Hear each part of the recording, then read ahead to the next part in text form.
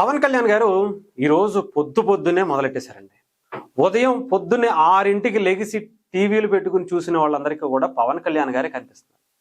అదేంటి, నిన్న మొన్నటి వరకు పవన్ కళ్యాణ్ గారి హెల్త్ బాగాలేదని ఉన్నారు కదా, ఇంత పొద్దున్నే ఎందుకైనా ఇలా జనాల మధ్య ముఖ్యంగా గోదావరి గట్ల పైన అలా తిరుగుతున్నారు ఏంటి అనుకున్నారు.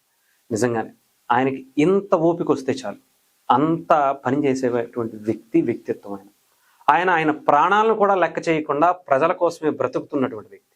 అలాంటి వ్యక్తి ఇంత ఓపిక చాలా ఆయనకి. అలా వెళ్ళి జనాల కోసం ఏం చేయడానికైనా సిద్ధపడతారు. మనందరికీ తెలుసు, నెక్స్ట్ ఇయర్ గోదావరి పుష్కరాలు రాబోతున్నాయి. దానికి సంబంధించి పర్యావరణ శాఖ మంత్రిగా పవన్ కళ్యాణ్ గారికి చాలా ఎక్కువ బాధ్యత ఉంది.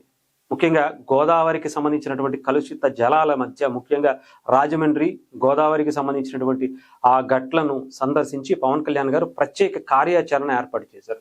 దానికోసం దాదాపు 100 కోట్లు ఇప్పటికే అందిస్తానని చెప్పి మాట ఇవ్వడం కూడా జరిగింది. దానికి తగ్గట్టుగా అన్ని పనులు కూడా జరిగిపోతున్నాయి. పవన్ కళ్యాణ్ గారు ప్రత్యేకంగా దానికోసమే అక్కడికి వెళ్ళి గోదావరిలో మొత్తం అంతా కూడా కలదిరుగుతూ అక్కడ ఉండేటువంటి కాలుష్యం మీద ప్రత్యేకంగా అసలు అక్కడ అధికారులు ఏం తీసుకుంటున్నారు, ఎలాంటి చర్యలు తీసుకుంటున్నారు.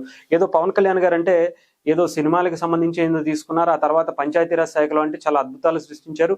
దీని గురించి ఏమి అంటే గోదావరికి సంబంధించి పర్యావరణానికి సంబంధించి ఆయనకి అంత అవగాహన లేకపోవచ్చేమో అనుకున్నారేమో తెలియదు. కానీ పవన్ కళ్యాణ్ గారు ఒక్కొక్కరికి కూడా దీని గురించి లోతైన విశ్లేషణతో కొన్ని పాయింట్స్ అడుగుతుంటే దాని గురించి వాళ్ళకే తెలియనటువంటివి పవన్ కళ్యాణ్ గారు అడిగారట.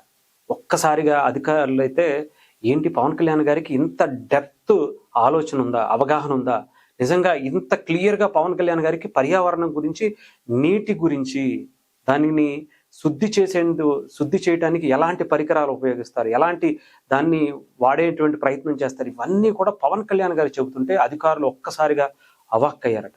పవన్ కళ్యాణ్ గారు ఏం అడుగుతారా, ఏం చెప్పాలా, ఏంటా అని ఒక్కొక్కళ్ళు అయితే చెమటలు పట్టించినంత పని చేశారట పవన్ కళ్యాణ్ గారు. అలాంటిది ఈ రోజు మార్నింగ్ చూసాం. పవన్ కళ్యాణ్ గారికి సంబంధించి రాజమండ్రిలో ఆయన ఒక రేంజ్లో మొత్తం అంతా కూడా తిరుగుతూ ఉన్నారు. గోదావరి పుష్కరాలు వచ్చే టయానికి చాలా క్లియర్గా మీరందరూ కూడా ఏదో నామమాత్రపు పనులు చేస్తే కుదరదు, చాలా క్లియర్గా మీరందరూ కూడా చాలా సిన్సియర్గా పనిచేయాలి.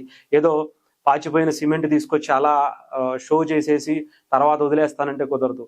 అలాంటి అపవాదు ఈ ప్రభుత్వానికి నేనుండగా తీసుకురావాలనేటువంటి ప్రయత్నం ఎవరు చేసినా సరే సహించేదే లేదు. చాలా క్లియర్గా ఉండాలి.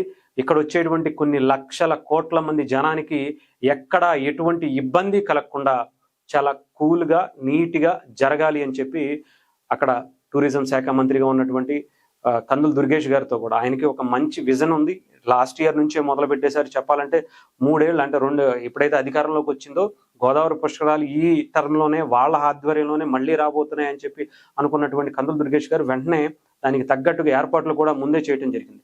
సో దానికి సంబంధించి కందుల దుర్గేష్ గారితో పాటు కలెక్టర్లు, అక్కడ స్థానికంగా ఉండేటువంటి ఎమ్మెల్యేలు అందరితో కూడా పవన్ కళ్యాణ్ గారు ప్రత్యేకంగా సమావేశమయ్యి ఏం చేస్తే బాగుంటుంది, ఎలా చేస్తే బాగుంటుంది, ఎక్కడా కూడా ఎటువంటి ఇబ్బంది రాకుండా చాలా అద్భుతంగా గోదావరి పుష్కరాలు జరగాలి, దీని ద్వారా ఆంధ్రప్రదేశ్కి టూరిజంకి మంచి పేరు రావాలి అని చెప్పి పవన్ కళ్యాణ్ గారు ఒక ప్రణాళిక చాలా క్లియర్గా ఇచ్చారట.